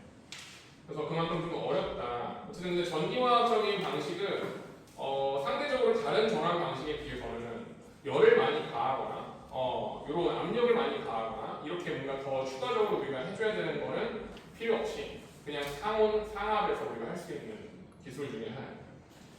요거를 좀 보시면 좋을 것 같은데요. 제가 지금 말씀드린 이산화탄소를 그럼 우리가 전환을 시키잖아요. 전기화학적으로. 그럼 어떠한 물질들을 만들어낼 수 있느냐를 보여주는 게 이 그림입니다. 네. 좀 전에 말씀드린 것처럼 이산화탄소를 환원시킨다고 했어요. 그러면 산소를 떼고 수소를 붙이는 거잖아요. 그래서 여기 보시면 이산화탄소에서 산소 하나를 떼서 이 CO2가 만들어지는 거고요. 네, 여기서 CO에서 내가 만약에 수소를 두 개를 붙이면 이 HCHO라고 하는 이게 이제 코비행식이죠. 호름산입니다. 호름산. 그 다음에 여기 가면 이제 산소 하나 떼면 알데하이드라고 해요. 알데하이드. 네, 그리고 여기서 수소 하나 붙이면 이게 메탄입니다. 메탄올. 여러분들 아시죠? 좋아하시는 메탄올. 메탄올 좋아하시는 집에다 여기서 산소 하나 떼면 메탄 되고 그 다음에 이런 식으로 이제 그러니까 이게 하나하나씩 수소를 붙이고 산소를 떼는 이 과정을 거치면서 우리가 중간중간에 이제 유용한 물질을 만들어낼 수 있습니다. 그리고 이산화탄소를 전기화학적으로 환원시킬 때 좀 좋은 점, 유리한 점 내지는 뭐냐면 이게 여러분들 이제 반응이 연속적으로 일어나거든요. 이걸 우리가 선택할 수 있어요. 어디서 끊을지. 예, 어디서 끊을지 선택할 수 있어요. 내가 만약에 나는 메탄까지 만들기 싫어. 이산화탄소를 일산화탄소로만 만들고 싶어. 그럼 여기서 다 반응을 끊을 수가 있어. 아니야, 나는 아예 다 해서 메탄까지 만들어버릴 거야. 라고 하면 메탄까지 갈 수도 있어요. 네, 이런 약간 선택도를 조절하는 것이 있습니다. 네. 그래서 이 선택도를 조절하는 거는 뭘로 조절을 하느냐? 저희가 어떠한 촉매를 쓰느냐로 조절을 해요. 이게 전기화학 반응이잖아요. 전기화학에서는 사실 제일 중요한 게 촉매거든요. 촉매라고 하는 것이 반응을 빠르게도 하고 느리게도 해주는 소재인데 이 촉매의 종류에 따라서 이게 CO2를 일산화탄소로 바꾸는 걸 잘하는지 혹은 메탄으로 바꾸는 걸 잘하는지가 정해져 있습니다. 그래서 만약에 우리가 이산화탄소를 메탄으로 바꾸고 싶어? 그러면 주로 구리, 카파 계열의 촉매를 쓰면 메탄으로 바꿀 수가 있고요. 일산화탄소로 바꾸고 싶어? 라고 한다면 금, 네, 여러분들 좋아하시는 금이나 실버 이런 계열로 금이나 은을 촉매로 쓰면 바꿀 수가 있습니다. 그래서 이 이산화탄소 전환 기술에는 굉장히 다양한 요소 기술들이 존재하고 있는데 그건 제가 설명을 안 드릴 거고요. 제가 좀 전에 말씀드린 촉매 소재에 따른 이산화탄소를 분해했었을 때 우리가 생성할 수 있는 생성물에 대한 선택도에 대한 그래프가 여기 나와 있습니다. 보시면 지금 빨간색으로 되어 있는 카파를 보시면 카파가 이게 지금 이산화탄소를 분해해서 만든 것들이거든요. 그럼 보시면 메탄에 대한 비중이 33.3% 되게 높아요. 네, 특히 구리 같은 경우는 메탄을 만들 수도 있지만 뭐 포미게시도 만들 수도 있고 수소도 만들 수가 있어요. 되게 다양하게.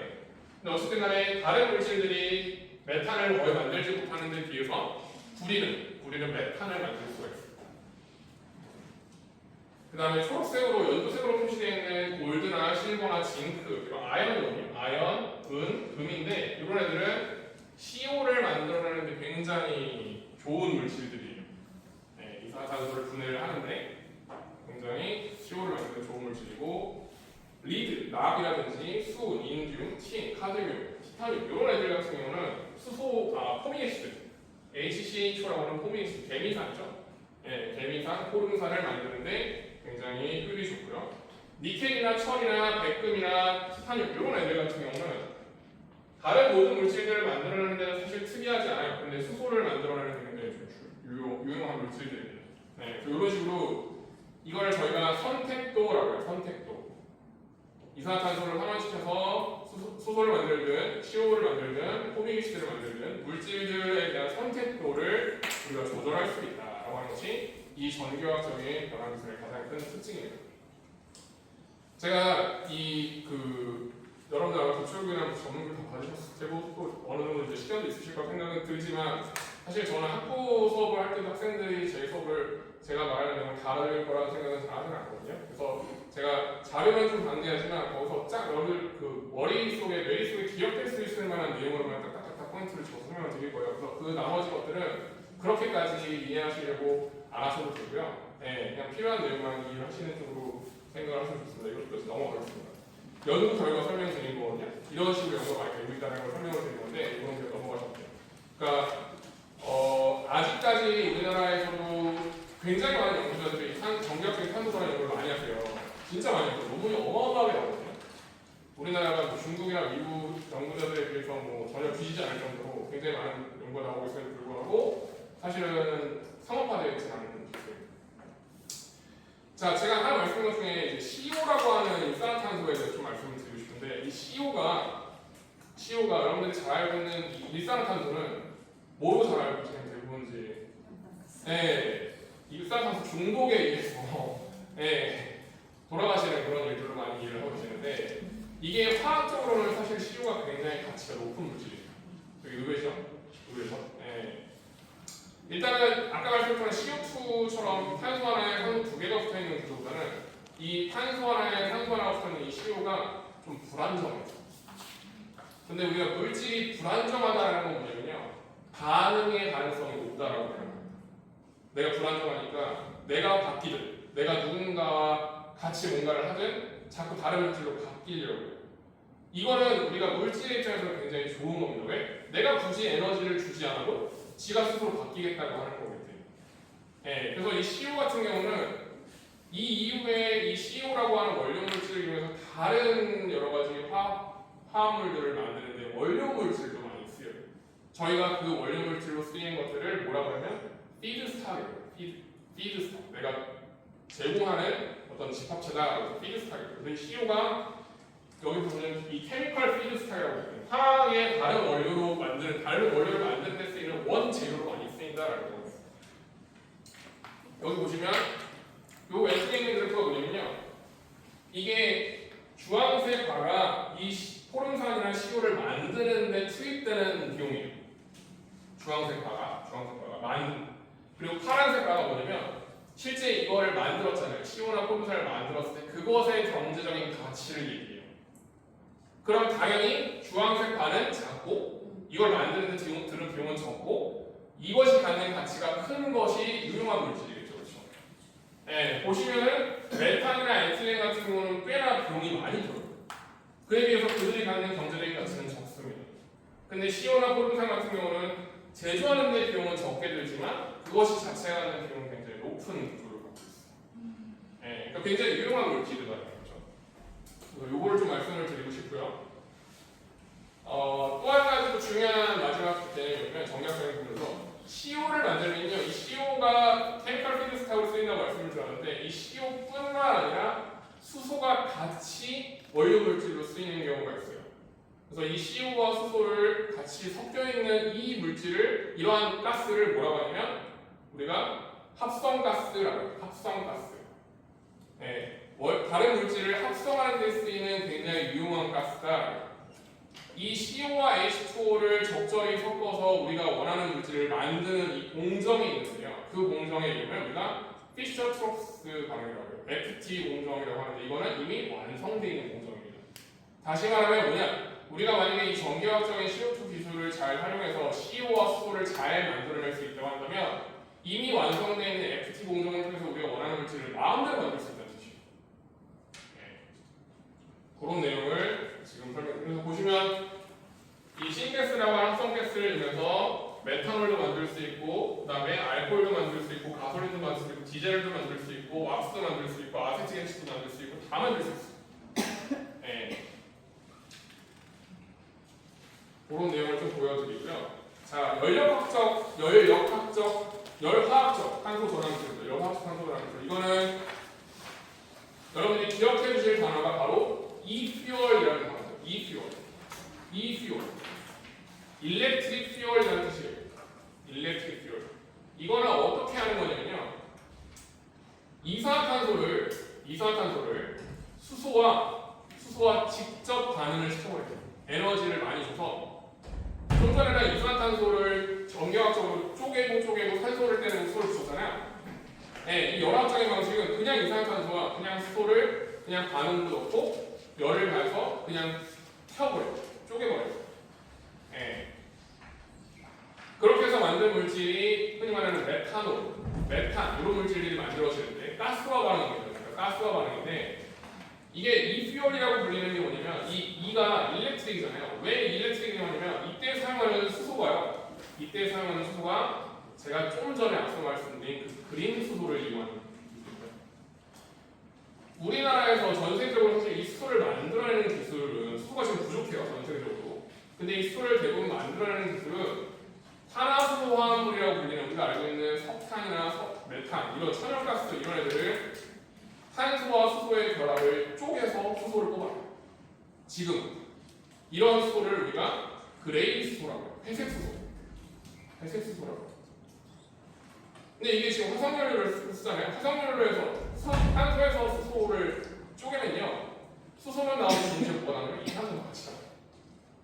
그러니까 이 그레이 수소는 수소를 만들어내는 기술이지만 탄소 중립과는 정반대되는 기술이에요. 그래서 아까 말씀드린 사람들이 어떤 반응을 하냐면 물을 분해합니다. 물을 분해해서 대신 물을 분해할 때 재생에너지를 써서 물을 분해하면은 H2O니까 수소와 탄소만 나오거든요. 이산화탄소가 안 나와요. 네, 이렇게 만든 수소를 이 공정에 적용시켜서 전기적으로 만든 원료를 가지고 만드는 연료. 이게 바로 e-fuel입니다.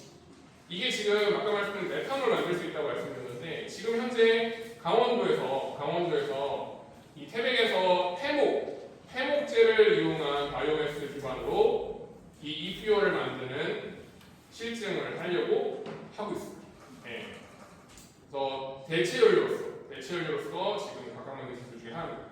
지금 우리나라 강원도는 지금 고등기술연구원이라고 조립해서 이런 일을 하고 있는데 어쨌든 지금 왜 이런 부분이 중요하냐면 실질적으로 지금 그 철도나 이게 육상에서 하고 있는 모빌리티들은 사실은 뭐 수소를 지금 쓸 수도 있고 뭐 수소 내연기관도 쓸 수도 있고 수소 엔진도 쓸 수 있고 수소를 활용할 수 있는 기술들이 많은데 항공 떠야 되는 애들은 그런 수소에 기반한 동력을 가지고 가기가 굉장히 어려워요. 네. 그래서 특히 항공유 같은 그런 대체연료로 이 메탄올을 많이 각각을 갖고 있습니다. 그래서 e-fuel이라고 하는 이게 대표적인 탄소 중립 연료입니다. 네, 이거를 여러분들은 꼭 기억을 해주셔야 돼요. 친환경 그린 수소부터 이 열화학적인 방식으로 이산화탄소를 전환해서 만든 대체연료 이게 바로 e-fuel입니다. 실제 아우디에서 이 e-fuel을 실증을 해서 자동차 연료로 주입하는 이러한 개념들을 지금 준비를 하고 있습니다. 실제 아우디에서. 근데 지금 문제는 뭐냐면 여기 보시면 이 EROEI라고 있는데 이게 에너지 리턴하고 에너지 인퓨전이에요. 그러니까 내가 에너지 넣은 데 비해서 에너지 인퓨를 얼마나 얻을 수 있다는 건데 실질적으로 이게 효용성은 좀 떨어져요. 무슨 말이냐? 이게 일반적으로 알고 있는 디젤 연료인데요. 디젤 연료를 요 한 칸 쓰면 10칸의 에너지를 우리가 얻을 수 있다는 뜻이에요. 이해되세요? 근데 이 e-fuel 쓰잖아요. e-fuel 쓰면 요만큼 e-fuel 만들어서 요만큼만 올렸어요. 네, 그러니까 사실은 이 퓨어를 만들었을 때 그 연료 자체가 갖고 있는 가치는 아직까지는 그렇게 높지는 않다. 그러면서 아무래도 이거 뭐 해야겠습니까? 디젤 차량을 이제 못 쓰니까 환경 규제 받고 유럽에서는 디젤 엔진 규제 심하잖아요, 그죠? 네, 그러니까 디젤을 안 쓰고 가솔린 써야 되는데 그러니까 차량에 대한 포트폴리오에 대한 그 사업화에 대한 비즈니스 포트폴리오를 다양하게 하려고 이런 걸 하는 거죠. 지금 좀 전에 말씀드린 태백시에서 하고 있는 청정 메탄올 전환에 대한 이 카드뉴스거든요. 이거 아마 여러분들이 아마 대부분 그 지역에 살고 계시기 때문에 조금만 검색해 보시면 비슷한 내용들 많이 얻으실 수가 있어요. 보시면 이게 지금 이메탄올을 하기 위한 태백에서의 청정에너지 사업 지금 준비 중에 있는 내용입니다. 그래서 지금 장성광학소 활용해서 거기에 나오는 이제 석탄을 가지고 하는 거 그런 것들 등등등 많이 하고 있습니다.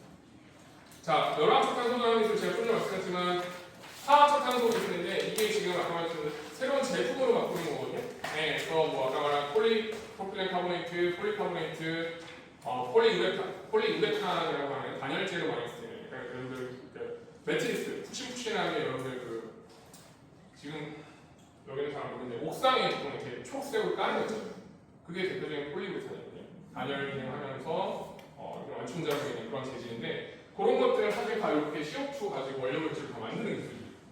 총매 써가면서. 여기 오른쪽에 보시면 이게 지금 LG화학에서 나온 화장품이거든요. 이게 실제 CO2 분해해서 만든 시중에 지금 나와 있는 제품입니다. 정확한 제품 제가 몰라요. 제가 바로만 관심이 없기 때문에. 그래서 저런 코스메틱 용기나 이런 것들에 실제 이런 것들이 쓰이고 있고요. 자, 광물화 탄소 전환. 이게 아까 제가 넓은 범위에서 열화학적 탄소 전환이랑 안에 포함된다고 말씀을 드렸어요. 그래서 CO2를 광물 탄산화를 위해서 이산화탄소를 활용한 소재를 제조하는 쪽으로 많이 쓰입니다. 이게 어떤 그 스트림이냐면 보시면 자 여기 보실까요? 자 이게 산업 부산물이라고 해서 이제 건축 자재들 폐 건축 자재들 이런 거 보시면 얘네들이 대부분 이제 약간 알칼리성을 띠고 있어요. 강한 알칼리성을 띠고 있거든요. 그 강한 알칼리성을 살짝 중성화를 좀 시켜준 다음에 그게 전처리라는 과정이거든요. 그 전처리를 한 다음에 그거에 CO2를 이제 그 물질들에 때려 넣기 시작해요. 네, 그럼 이 산업 부산물에 포함되어 있는 여러 가지 그 물질들이 이 CO2를 이제 머금습니다. 머금고 그것들 나중에 처리를 해가지고 저희가 건설 소재, 네, 건설 소재. 자, 그 저희가 건축물에 사용하는 여러 가지 구조물들을 만들 수가 있고요. 그 다음에 또 여기서 이제 조금 더 그 고순도 정제 물질을 써가지고 이제 고순도 탄산염, 탄산칼슘이라고 하는 CaCO3나 혹은 뭐 NaCO3, 중탄산 나트륨 같은 걸 만들어가지고 저희가 화학 제품, 중탄산 나트륨 같은 경우 대표적으로 우리가 종이 같은 거, 표백제나 종이를 만들 때 많이 사용하는 물질이거든요. 네, 그래서 그런 것들도 많이 쓰이고, 네, 그렇게 다 활용하는 쪽에서 시멘트에서도 지금 저희가 이제 CaCO3, 이 석회석이 시멘트의 주성분이거든요. 네, 이 기술을 이용하면 아까 말씀드린 생석회에 CO2를 결합시켜서 CaCO3를 만들어요. 이렇게 해서 만든 CaCO3를 가지고 만든 시멘트를 우리가 그린 시멘트라고 부릅니다. 네, 실제 이 시멘트 산업계에서 삼표나무, 한라 이런 기업들에서 실제 이 그린 시멘트 만드는 거, 실제 우리가 배출한 CO2를 시멘트 원료 물질로 만드는 이 그린 시멘트에 대한 것들을 많이 했었어요. 네, 많이 했었고. 근데 이제 시멘트 사업의 가장 큰 차이가 뭐냐면 시멘트 사업이 이 R&D에 큰 관심이 없다는 게 가장 큰 단점이에요. 시멘트 사업은 어떻게 하면 되냐면 우리가 팔지 얼마나 더 팔지 얼마나 덜 팔지만 결정하면 되는 게 굉장히 단순한 비즈니스 구조를 가지고 그린 시멘트를 만드는 것에 대해서 큰 그런 의지가 없어요 사실. 네. 왜냐면 그 시멘트를 많이 만들면 CO2 배출 많이 하잖아요. 그렇죠? 그러면 얘네들 방법은 뭐야? 시멘트 적게 생산하면 되는 겁니다. 네. 그럼 CO2 적게 나오니까. 이렇게 해결을 보통 하시지 이런 식으로 뭐 R&D 고도화를 하시진 않습니다. 자, 이산 광물 탄산화를 이용한 비즈니스 모델이 하나 더 있는데요. 이거는 이제 옛날에 대우건설 콘소에서 개념적으로 만들었다가 최근에 이게 그 저기 지질자연 연구원에서 한번 실증을 한 걸로 제가 알고 있거든요. 3년 2023년인가 2년 전쯤에. 이거 어떻게 하는 거냐면 발전소랑 연기하는 거예요. 발전소에 우리가 이 포진 말단에 어떤 걸 넣냐면 탈황석고라는 거예요. 왜냐면 석탄을 태우면 석탄은 질소도 있고 산소도 있고 탄소도 있고 여러 가지 다양한 배출 원소들이 포함되어 있는데 그거를 그냥 태우면 이산화황이나 흔히 말하는 삭스 같은 이산화황 물질들만 다 배출될 거거든요. 저희가 마지막에 석고라고 하는 이제 소듐 설피트라고 하는 거는 NaSO4를 저희가 마지막에 수단에 놓고 그 탕을 잡아주는 작업을 해요. 탕이 배출이 안 되고 그래서 이걸 탈황석고라고 하는데 그럼 이 탈황석고랑 암모니아랑 그 다음에 배출된 CO2 3개를 결합해서 화학적으로 우리가 전환하는데 어떻게 전환하냐면 바로 석회석과 황산 암모늄으로 바꿔줄 수가 있어요. 그러면 좀 전에 말했듯이 이 석회석은 다시 뭐라 그랬죠? 우리가 다시 CO2를 포집할 때 사용하는 아니면 석회석을 태울 때 우리가 쓸 수도 있고 그 다음에 이 황산 암모늄은 대표적인 비료 물질. 예, 그래서 굉장히 무용한 CO2랑 암모니아랑 탄화석고를 가지고 황산 암모늄이라는 비료 물질이랑 그 다음에 석회석, 시멘트의 원료 물질을 쓸 수 있는 석회석을 다시 재생해서 만들 수 있는 이런 공정이 실제 제안이 됐고 실증이 지금 됐습니다. 네, 이런 것도 아까 건축자재 제가 설명드렸죠. 건축자재 설명드렸지만 시멘트 자재로 쓸 수 있고 비료 물질도 만들 수 있다. 이런 식으로 열압조도 할 수 있고 그 다음에 생물학적 탄소 전환 기술은 제가 잠깐 말씀드렸지만 미세 조류를 이용한다라고 말씀드렸어요. 그래서 미세 조류를 배가스가 나오면 이 배가스를 미세 조류 배양 시설에 우리가 투입해요. 쉽게 말하면 가스를 그냥 넣어주는 거예요. 그 배양조에 뽀글뽀글뽀글 이렇게 우리가 수족관에서 산소 공급하는 거예요. 그러면 그 이산화탄소를 이 미세 조류들이 먹고 자기가 전환을 하겠죠. 자기가 살기 위해서 광합성을 하면서 살기 위해서 전환하고 저희가 그 미세 조류 바이오매스를 나중에 수확을 해요. 필터링을 통해서. 그래서 얘를 적당히 추출이나 후프로세스를 거쳐가지고 얘를 건조한 다음에 바이오매스 물질로 만들어요. 예. 이런 식으로 하는 거예요. 그래서 이런 애들 연료화시켜서 바이오디젤 항공 오일로 만들거나 혹은 소재로 만든다. 그럼 아까 말씀한 것처럼 화장품 패키징 그리고 용기 제품처럼 여러 가지 플라스틱 소재로 만드는 거죠. 예. 사료로 쓰거나 이게 미생물이기 때문에 사료로 쓰거나 이런 식으로 하는 거죠. 그래서 실제 이거를 이제 이게 효율이 좋진 않아요. 무슨 말이냐면 이 처리 용량은 좀 쌓여요. 미세조리라고 하는 것들이 워낙 작고 이들이 처리하는 CO2 처리량 자체가 굉장히 작기 때문에 이거를 가지고 이산화탄소를 실질적으로 줄이려면 이 플랜트 설비, 배양 시설이 어마어마하게 사실 커야 돼요. 그래서 사실 이게 학교에서 하는 힘듭니다. 고려대학교 심상준 교수가 많이 하시는데 요거 할 때 가장 중요한 이 배양 시설을 얼마만큼 크게 가져갈 수 있느냐 그게 굉장히 중요해요. 이게 이제 그 고려대 연구에서 나온 결과거든요. 실제 미세조류가 CO2를 가지고 얼마만큼 전환하는가, OD라고 하는 수치가 얼마만큼 감소하고 있는가 이런 걸 이제 아는 거고. 이런 기술도 있어요. 이 바이오 리파이너리라고 해서 실제 전해 반응, 전기화학적인 전해 반응이랑 이 미생물에 의한 CO2 포집을 접목시켜가지고 연료화도 하면서 전기를 같이 생산하는 거죠. 이런 방식이 또 있고요. 이건 그냥 넘어갈게요. 자, 그 다음에 광전기화학적 탄소 전환 기술 말씀드렸죠. 전기화학적인 탄소 기술뿐만 아니라 이걸 에너지를 고스란히 전기 에너지를 쓰는 것이 아니라 태양광의 에너지를 일부 써서 에너지 부담을 더는 기술입니다. 그게 이제 여러 가지 기술들이 있어요. 광전극을 개발하는 것에 따라서 그래서 광전극을 양쪽을 다 개발하느냐 한쪽을 개발하느냐 뭐 이런 식으로 다.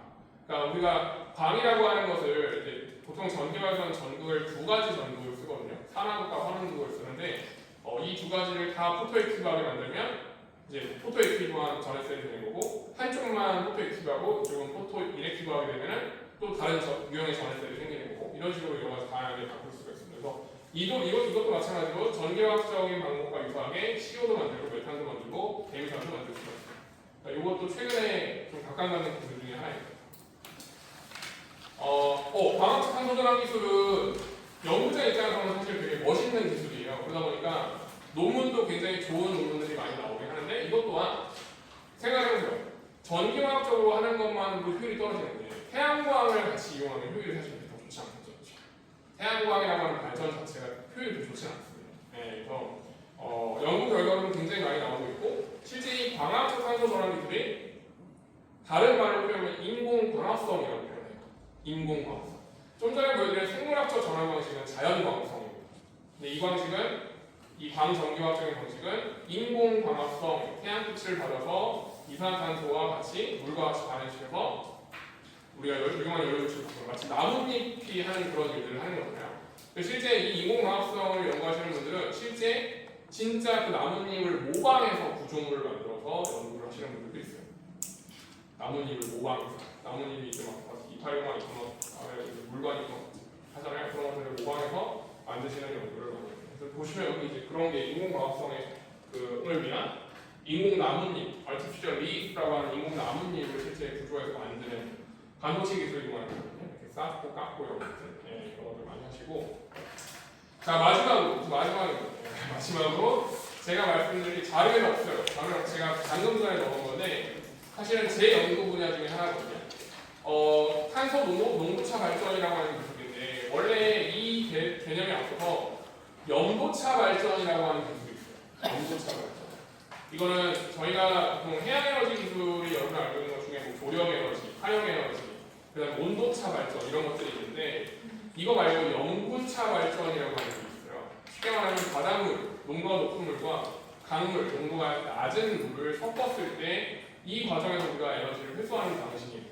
좀 생소하시죠? 그렇죠? 예, 이거를 염도차 발전이라고 하는데 이 염도차 발전을 이루는 구현하는 그 기술 중에 크게 두 가지가 있어요. 하나는 역전기 투석이라고 하는 기술이 있고 하나는 압력 지연 3투라고 하는 기술이 있습니다. 네, 그 중에서 제가 하는 연구 분야는 역전기 투석이라고 하는 건데 여러분들 투석이라는 게 뭐죠?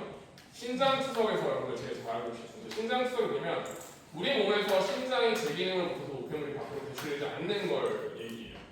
그래서 신장 투석이라는 건 뭐냐면 전기를 줘서 그 노폐물이라고 하는 그 물질을 밖으로 빼주는 과정이 투석입니다. 네, 전기 투석이에요. 그러니까 전기를 쓰면 우리가 물질을 이동시킬 수 있다라고 하는 게 투석이에요. 근데 이 기술이 역전기 투석이잖아요, 그렇죠? 그러면 이 과정을 반대로 해주겠다는 뜻이거든요. 무슨 말이야?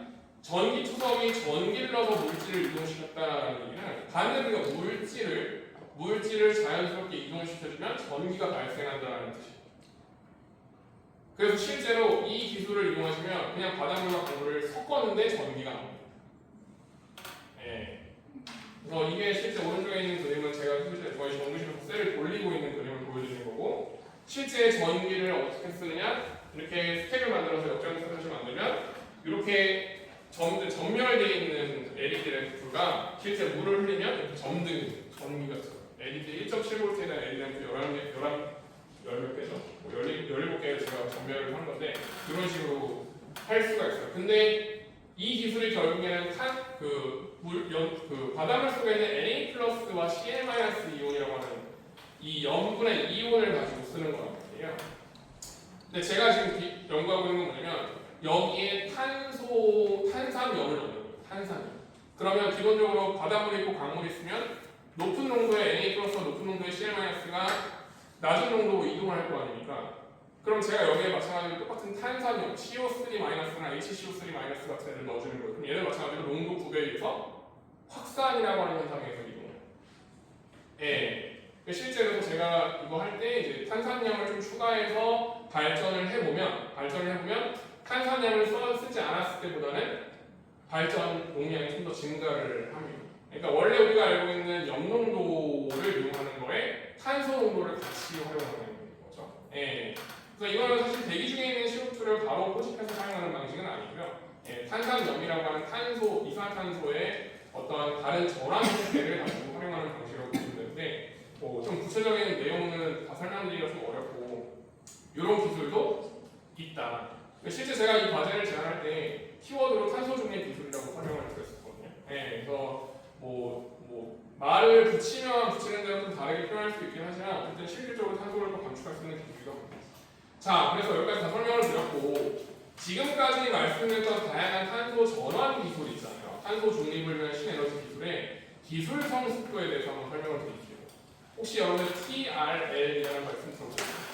이게 테크놀로지 레디니스 레벨이라는 뜻인데 이 기술이 얼마만큼 준비가 되었느냐라는 걸 나타내는 단어예요. 굉장히 중요한 단어입니다. 네, 공학적으로는 저희처럼 어떤 기술을 개발하고 실제 이걸 상용화하기까지 어떤 단계를 항상 염두에 두고 있는 입장에서는 내가 지금 개발하고 있는 기술이 과연 TRL 몇 단계인가가 굉장히 중요해요. 보통은 1단계에서 3단계 정도는 굉장히 기초, 개념 수준의 개발 단계로 저희가 보통 얘기하고 4단계에서 6단계 정도 되면은 이게 어느 정도 시제품이 나오고 랩 스케일, 연구실 수준에서는 좀 검증이 됐다라고 표현을 합니다. 이게 7에서 9단계가 되면은 이거는 상용화에 가까워졌다라고 얘기해요.